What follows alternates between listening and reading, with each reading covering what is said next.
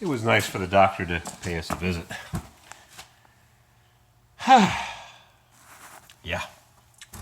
Well, putting Mercedes rear emergency brake pieces back together ain't easy.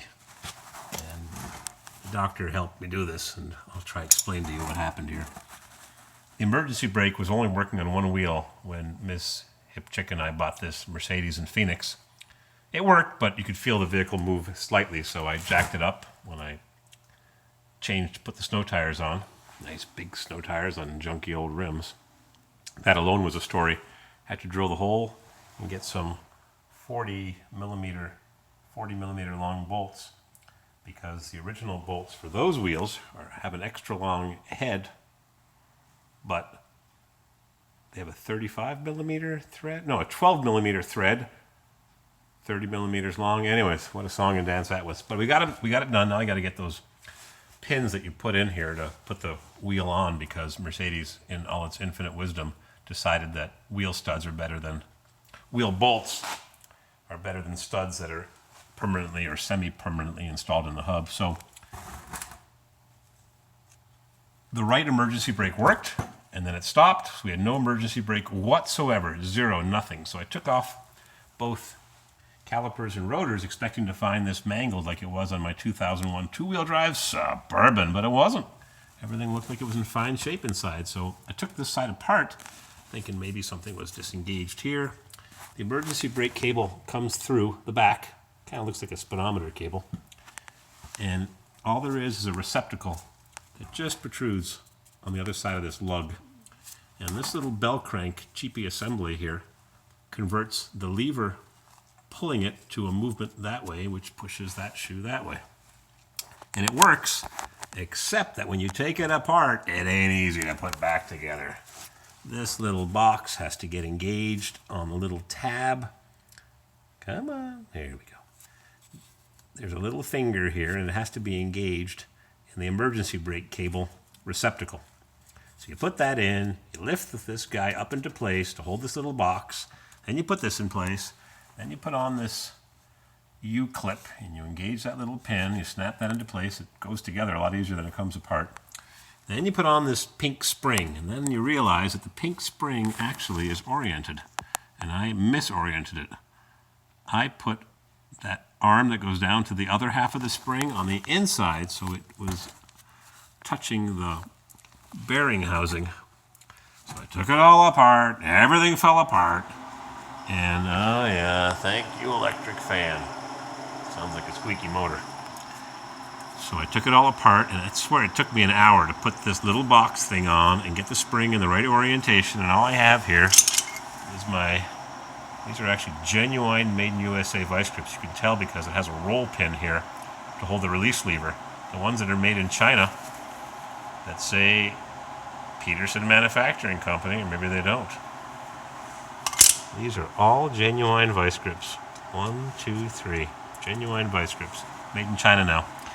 Anyhow, I grabbed the spring with these pointy vice grips, and the hook only goes halfway through the hole. Then you take a screwdriver and you push it the rest of the way. There is a special tool to do it, but I don't have it. And I looked at a couple special tools, one for doing GM emergency brake connectors, $65. There's one tool that's some guy with a foreign accent. It's got a rubber pad that flexes and it holds against the shoe, and the other half of it pulls the spring into place. Not a bad idea, but buy a tool for $50 for each job when you can get it done with a screwdriver and a pair of crappy vice grips. And then you've got the self-adjuster on this side, which is not a self-adjuster. It's a mechanical adjuster that you adjust through the wheel lug hole like that.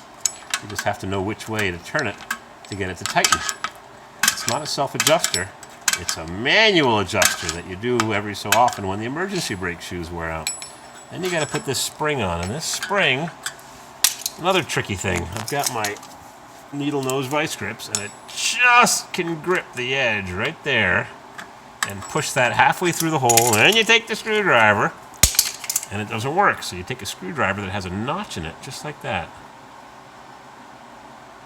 and you push it on with that. Ding! And it ain't easy. I swear I worked at least an hour putting this back together, which I took apart for nothing. And then, going back to the beginning, that little finger thing wasn't sticking out enough. So this pivot arm, there's a pivot arm right there, was up, and it should be down. It should be buried inside this little box. Because now my shoes aren't seated. And why doesn't this thing want to focus? Focus, baby, focus. These shoes should be seated. So I had crawled underneath here. Now that I have 100% battery, I'll turn on my headlamp. Bing! This headlamp gives you a headache. Mr. MJM Computers in Houston made me a head mount camera, but it was kind of heavy and it used to fling the camera forward. It was a good idea while it lasted. So I crawl underneath here, and there's the emergency brake actuator. And my buddy Nick said, just take off the access cover. I said, buddy, that's for Mercedes that have a rear emergency brake adjuster or pivot. This one's got a front one and it's all bolted to the floor. So I pushed that back, and the cable moved back slightly. Actually putting these cables back on, they were both disconnected. How'd they get disconnected? If you ask me, they should be held on with some clip that would be impossible to install from underneath unless you dropped the exhaust system. Undo the clamp here, take that pipe apart, yeah, right, and then take off this muffler, catalytic converter, another catalytic converter, and an oxygen sensor. Unbolt it all, then take off the cross member. All that to put on a little safety clip that emergency brake cable should have, but of course it wouldn't come undone if it had a safety clip, but it was undone, both of them. Maybe when the emergency brake snaps off, it just jumps off because they were both disconnected. And that one was too. It's right over there. Yep, it was disconnected. I reconnected this one first because it's a little tighter here with this muffler. And then I reconnected that one using my extra long needle nose pliers that are really long. They're really cheap pair, but they're really long. Like Ed Sullivan used to say, a really big shoe. That's a long time ago. That's when I was a little infant. He was quite the monster, it seems. I bet you he molested a few women and assaulted women. Bad boy, bad boy. So that's all reconnected. I just don't know why the shoes aren't landing on their stops. I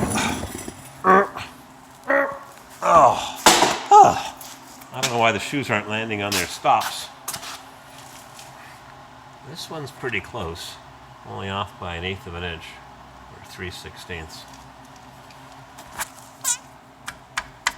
Aren't YouTube videos great? I was watching them on the couch this morning for 2 hours. Not getting any work done watching YouTube videos, man. Too much information on YouTube. And Ms. Hip Chick and I are going to the cinema. I haven't been there in months, to go watch the Winchester movie of this woman who inherited a pile of money, $500 million in 1880 whatever, from the Winchester Repeating Arms Company fortune. And she was getting $20,000 a day income from this wonderful company, and she built this huge mansion north of San Francisco with hundreds and thousands and millions of rooms, and rooms looking into rooms, and only one functioning toilet, and 3 elevators, and I guess we'll spend the money. We're not buying any stinking popcorn, so I guess my shoes are as close as they're going to get. Where are they? Oh, over here. Oops. Got the camera on the side. I'm going to be getting rid of this LG V10 piece of junk. I had a phone call, an unsolicited phone call from the nicest guy from the Verizon contract store. I don't go to the stupid corporate stores. I bought this LG V10 piece of crap from a salesman, a huckster, at Americade Bike Week in Lake George. And blah, blah, blah, blah. He said it was the greatest phone ever. Well, I don't believe a salesman, because all they want to do is sell you something. So I got a phone call, unsolicited, from South Carolina. And I answered it. I don't know why, but it was the nicest guy in the world. He was up here at the local mall. And I just moved in from South Carolina. Well, I said, spit out the marbles, buddy. We got to talk northern now. Be a Yankee. Be liberal. Nicest guy. I talked to him for half an hour. I texted him. And he told me the Hashem honest truth, the God's honest truth. He's a good guy. I went there, I met him with Ms. Hipchick. We chatted about our trip to Israel that we took in October, and he wants to get to the promised land. He is a good egg. So he told me that I could get a Motorola VZBD, whatever. My buddy Nick said, junk, don't get it, but they'll pay off the $180 that I still owe on this $600 phone. Boy, did I pay a lot of money for this piece of crap phone. This Hipchick Samsung's working a lot better than this. My memory's full, the phone doesn't operate. I have to restart it and delete stuff, and it takes pictures in 6 million megapixel format. No way to make it smaller, and believe me, everybody tried. So he said, get the new V20. The V30 is waterproof, but it doesn't have a replaceable battery, which Miss Hipchick can't replace, but her battery's fine. My battery's replaceable, and it's junk. And I tried corporate, and I called them up, and it just fought, and it's just junk. Anyhow, so I'm going to get a Motorola, not a Motorola, an LG V20, because I'm kind of sort of used to this thing. I know where the buttons are. I'm not getting an OtterBox case. It's junk. I'm going to get a life something case. Anyhow, so I'm going to put the rotor back on. I'm going to put a little bit of fluid film here on the backing plate. I'm going to stick this rotor back on, and maybe I'll do that right now, but what I do need is a tripod for this apparatus, because I'm a one-handed whatever, and that doesn't work very well in this day and age. People expect tripods, fancy productions, and I watch some of Scotty's videos, and he gives you links to everything he's got, and I don't have the time, man. I gotta get my life back together. I try and keep in touch with a few friends here and there. We'll put the emergency brake on and see what happens. I don't have the time to play with these things. Okay. The pedal's going pretty low.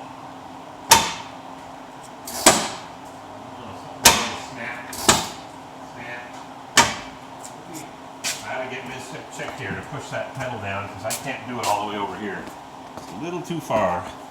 But something's going snap, and maybe that cable is hanging up somewhere, which is why it was disconnected from the equalizer at the front. Well, what I should do in this 12-minute, 22-second video is see if my wheels turn. Look at that salt staining. Hear it? Snap. Something's hanging up. I thought that was salt. These seat frame brackets will get rusty. I turn the mats upside down for the winter. Winter is just brutal. Just destroys everything. Uh-oh, wait a minute. I didn't put the shoe back on, the drum back on this side. My bad. Oops. Lucky I didn't pop. I got to clean that off, because I'm going to get it all full of grease, all full of fluid film. Yeah. Lucky I didn't pop these babies off. So I'll put the rotor back on. I lean this up against this can here. Rotor back on. I'm going to take it off before, and I'm going to put a little bit of fluid film inside there. Make sure these backing plates don't get all rusted. This adjuster has been adjusted slightly. I'm going to pull this adjuster in. I'm going to pause you for a second while I go get some tools and move that adjuster, because these shoes have opened up slightly. Come on, focus. There we go. See that? I got to move that adjuster down a little bit so I can get the rotor on, the drum rotor, and then I'll get these adjusted just the way they're supposed to be. All right, I'll turn you back on. I know you want to watch. Make sure I get this camera aimed at what I'm doing. Can't lean it too much, it'll topple over. I'll figure out which way closes these things up.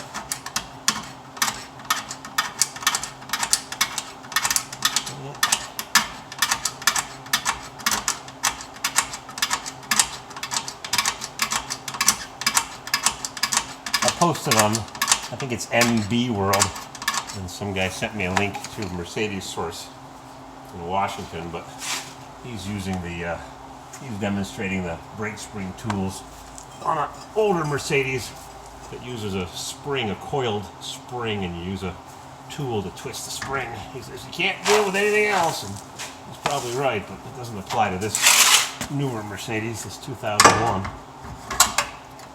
Let's not is it? What am I doing wrong here? Oh, I know what happened. I popped the shoe because I was playing with the emergency brake. You gotta get it centered. It's off the little slider. There we go. I'll figure it out eventually. They don't call me a dribble chin mechanic for nothing. There. Now I can jump inside with my fluid film greasy paws. I don't want rust-proof garbage. Push on the emergency brake and there. Oh yeah. It's 2/3 of the way down. Nice and firm and no more clicking. I just wonder why it's jumped off underneath. Turn this light on. And I'm going to close up shop. I just started making a tool. There we go. I just started making a tool for the fan pulley, water pump pulley. I don't know, hard to believe that came off, but it did. Yep. Not off now, but happened once, it'll happen again. I gotta put a little bit of fluid film on that steering rack and look at that, how nice that is. I did this a month ago. It's just beautiful. Check the level. The oil level inside the transfer case. Find out what kind of oil it takes. So, I think we're doing good here. Let's give that one more shot. Working nice. What have I got here on the drill press? I took a piece of 1 inch by, is that 3/16 or 1/4 inch bar stock, and I drilled a hole in it. Now the first hole's easy. It's the second hole that counts because this has got to fit on one of the bolts. Oh, that's not going to work. That hole's got to be much closer to the edge, so I'm not going to re-drill the hole. What I'll do is I'll just grind it. That's got to fit over 2 bolts, so I got to make a. I'm going to grind that off a little bit. That hole will be real close to the edge, and I got to cut a U into it so it clears the fan nut. Then I can hold the pulley and crank that baby off. So that won't go on now. Nope. Nope. Where am I? Nope. I'll get it right. I'll just make that myself. Kind of like making those tools for the 6.2 and the 6.5 diesel to turn the injection pump. I never made them, but I don't have any trouble with mine. Alrighty, that's enough. Cheap Chinese junk water pump. We'll fix this baby up. Look at this road salt. Look at this dumb idea. I got the horns sitting right there. Good spot to fill up with road salt, huh? Luckily I got them fluid filmed to death. Again, what they should have done is they should have run this plastic splash shield down to cover the horns right to there. And block the airflow to the wheel discs, I suppose. Could have put a tube on. Alrighty, close this baby up. And I'll put the wheel nuts on, the wheel bolts, and I'll put a bar in it and make sure both emergency brakes are functioning properly. Alrighty, thank you very much for watching. Yeah, I'll give you a tour of the new place one day.